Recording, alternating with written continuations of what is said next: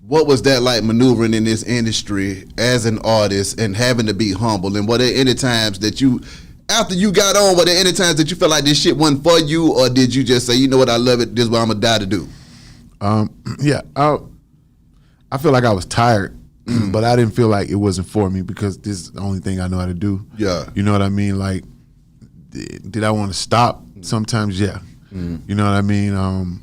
But not saying it wasn't for me it would be like an insult to me. Yeah. Because I know it's for me. You know what I'm saying? I'm with you. But like one to give it up sometimes, yeah, because it barges into your personal. Yeah. You know what I mean? I've had to sacrifice my daughter's birthdays, or when my son was born, I had to get on a jet and perform over here, and commitments that you commit to that has nothing to do with your personal life and that you have to follow through with. Yeah. You know what I mean? All right, cool. It's your daughter's birthday, but we didn't go over that when you were signing $1 million contract. So you know what I mean? Yeah. Like we didn't. That's not in the clause. You know what I mean? So you have to. So sometimes you like, oh, damn, I wish I could just stop for a second. Exactly. Go home. Exactly. I wish I could stop for a second and get my affairs in order. Yeah. You know what I mean? But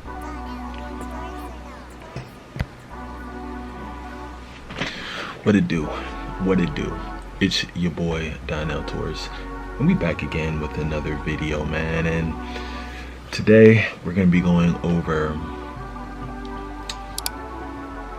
sacrifices in selling your soul when it comes to the music industry, or pretty much any form of entertainment or being in the entertainment industry. So a lot of people think that selling your soul is like you put your blood on the contract of the devil and shit like that, like, or it's like, you have to kill somebody in order to be successful, things like that. That's not sacrifices. That's not how the whole thing works. The way it works is pretty much your personal life is non-existent. So I know a lot of artists come into the game, they're like, oh, like, I want to be successful, and I want the money, the accolades, the this, the that. It comes at a price. And a lot of people aren't ready for that. A lot of people think they're ready, but they're really not. And you have to understand what comes with it, and if you're willing to accept it. Now, it's easy to accept it when you're broke and you don't have any money, and you don't have nothing going on. Like, it's easy to be like, oh yeah, that ain't nothing, I'll do it. But when it's important things like missing out on family events, birthdays, Christmas, Thanksgiving, holidays, different things like that, it starts to wear on you over time. Over time, you start to feel like it's not worth it. And especially when you're on, like, in the major leagues, like if you're on a major label or anything like that, you have to work whenever they say you have to work, and it can be a problem. And a lot of people don't realize that. They think, oh, like, I'll be able to do this, but no. And not only that, but it's like it's not like you're getting everything that you've done. You're the one that's out on the road doing these shows, doing this, doing that. You're the one that's out here, and all these higher ups, they're chilling, relaxing with their family, getting paid off what you do. And that's a problem. That's a problem. If anything, the person that's doing the work should get the lion's share, but that's not how the industry works. So, when it comes down to making these moves and making things happen, it's a lot. It's a lot on your mental. That's why a lot of musicians, they resort to different things like drugs, alcohol, things like that, is because it helps them get through the process. Now, the only thing I can really recommend is, you know, if you really want this, if you really feel like this is something for you, really educate yourself. Understand what it's gonna take. Really doing research, being aware, seeking mentorship.